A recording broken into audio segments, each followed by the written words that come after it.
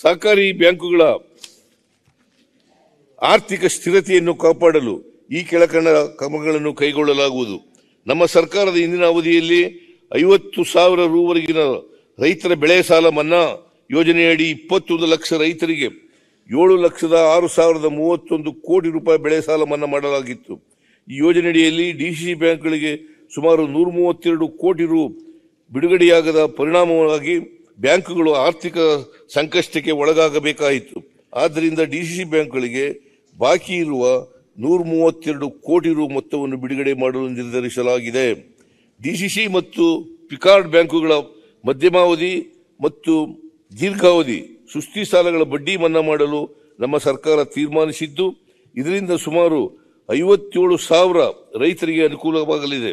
ಇದರಿಂದ DCC PCARD ಬ್ಯಾಂಕ್ಗಳಿಗೆ 496 ಕೋಟಿ ರುಗಳಷ್ಟು ಸಾಲ ಮರುಪಾವತಿಯಾಗುವ ನಿರೀಕ್ಷೆ ಇರುವುದರಿಂದ ಬ್ಯಾಂಕುಗಳ ಆರ್ಥಿಕ ಪರಿಸ್ಥಿತಿಯಲ್ಲಿ ಗಣನೀಯ ಸುಧಾರಣೆಯಾಗಲಿದೆ.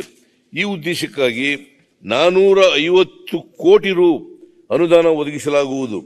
ಕರ್ನಾಟಕ ಕೃಷಿ ಬೆಲೆ ಆಯೋಗವು ತನ್ನ ವರದಿಯಲ್ಲಿ 26 ಬೆಳೆಗಳನ್ನು ಕರ್ನಾಟಕದಲ್ಲಿ ಪ್ರಮುಖವಾದವು ಎಂದು ಗುರುತಿಸಿದ್ದು, ಇವುಗಳಲ್ಲಿ 16ಕ್ಕೆ ಮಾತ್ರ ಕೇಂದ್ರ ಸರ್ಕಾರ ಕನಿಷ್ಠ ಬೆಂಬಲ ಬೆಲೆ ಘೋಷಿಸುತ್ತಿದೆ. ಆದ್ದರಿಂದ ಕರ್ನಾಟಕ ರಾಜ್ಯದ ಇತರ ಪ್ರಮುಖ ಬೆಳೆಗಳಾದ ಅಡಿಕೆ, ಈರುಳ್ಳಿ, ದ್ರಾಕ್ಷಿ, ಮಾವು, ಬಾಳೆ ಮತ್ತು ಇತರ ತೋಟಗಾರಿಕಾ ಬೆಳೆಗಳಿಗೂ ಕನಿಷ್ಠ ಬೆಂಬಲ ಘೋಷಿಸುವಂತೆ ಕೇಂದ್ರ ಸರ್ಕಾರಕ್ಕೆ ಒತ್ತಾಯಿಸಲಾಗುವುದು. ಸಹಕಾರಿ ಬ್ಯಾಂಕುಗಳ ಆರ್ಥಿಕ ಸ್ಥಿರತೆಯನ್ನು ಕಾಪಾಡಲು ಈ ಕೆಳಕಂಡ ಕ್ರಮಗಳನ್ನು ಕೈಗೊಳ್ಳಲಾಗುವುದು. ನಮ್ಮ ಸರ್ಕಾರದ ಇಂದಿನ ಅವಧಿಯಲ್ಲಿ 50,000 ರೂವರೆಗಿನ ರೈತರ ಬೆಳೆ ಸಾಲ ಮನ್ನಾ ಯೋಜನೆಯಡಿ 21 ಲಕ್ಷ ರೈತರಿಗೆ 7,06,031 ಕೋಟಿ ರೂಪಾಯಿ ಬೆಳೆ ಸಾಲ ಮನ್ನಾ ಮಾಡಲಾಗಿತ್ತು.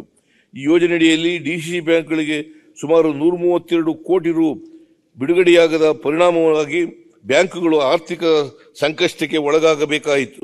ಆದ್ದರಿಂದ ಡಿಸಿಸಿ ಬ್ಯಾಂಕ್ಗಳಿಗೆ ಬಾಕಿ ಇರುವ 132 ಕೋಟಿ ರು ಮೊತ್ತವನ್ನು ಬಿಡುಗಡೆ ಮಾಡಲು ನಿರ್ಧರಿಸಲಾಗಿದೆ.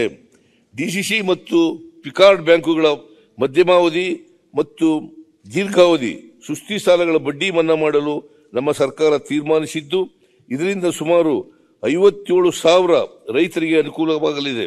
ಇದರಿಂದ ಡಿಸಿಸಿ ಪಿಕಾರ್ಡ್ ಬ್ಯಾಂಕ್ಗಳಿಗೆ 496 ಕೋಟಿ ರುಗಳಷ್ಟು ಸಾಲ ಮರುಪಾವತಿಯಾಗುವ ನಿರೀಕ್ಷೆ ಇರುವುದರಿಂದ ಬ್ಯಾಂಕುಗಳ ಆರ್ಥಿಕ ಪರಿಸ್ಥಿತಿಯಲ್ಲಿ ಗಣನೀಯ ಸುಧಾರಣೆಯಾಗಲಿದೆ. ಈ ಉದ್ದೇಶಕ್ಕಾಗಿ 450 ಕೋಟಿ ರು ಅನುದಾನ ಒದಗಿಸಲಾಗುವುದು. ಕರ್ನಾಟಕ ಕೃಷಿ ಬೆಲೆ ಆಯೋಗವು ತನ್ನ ವರದಿಯಲ್ಲಿ 26 ಬೆಳೆಗಳನ್ನು ಕರ್ನಾಟಕದಲ್ಲಿ ಪ್ರಮುಖವಾದವು ಎಂದು ಗುರುತಿಸಿದ್ದು, ಇವುಗಳಲ್ಲಿ 16ಕ್ಕೆ ಮಾತ್ರ ಕೇಂದ್ರ ಸರ್ಕಾರ ಕನಿಷ್ಠ ಬೆಂಬಲ ಬೆಲೆ ಘೋಷಿಸುತ್ತಿದೆ.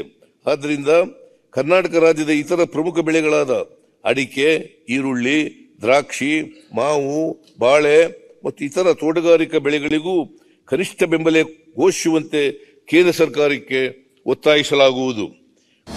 ಅನುಕ್ಷಣದ ಸುದ್ದಿಗಳಿಗಾಗಿ ವಿಸ್ತಾರ ನ್ಯೂಸ್ ಯೂಟ್ಯೂಬ್ ಚಾನೆಲ್ ಸಬ್ಸ್ಕ್ರೈಬ್ ಮಾಡಿ. ಹೊಸ ಸುದ್ದಿಗಳ ನೋಟಿಫಿಕೇಶನ್ಗಾಗಿ ಬೆಲ್ ಐಕಾನ್ ಕ್ಲಿಕ್ ಮಾಡಿ. ಲೇಟೆಸ್ಟ್ ಅಪ್ಡೇಟ್ಸ್ಗಾಗಿ www.vistaranews.com ವೆಬ್ಸೈಟ್ಗೆ ವಿಸಿಟ್ ಮಾಡಿ. ಅಂಗೈಯಲ್ಲೇ ಜಗತ್ತಿನ ಸುದ್ದಿ ತಿಳಿಯಲು ವಿಸ್ತಾರ ನ್ಯೂಸ್ ಕನ್ನಡ ಆಪ್ ಡೌನ್ಲೋಡ್ ಮಾಡಿ.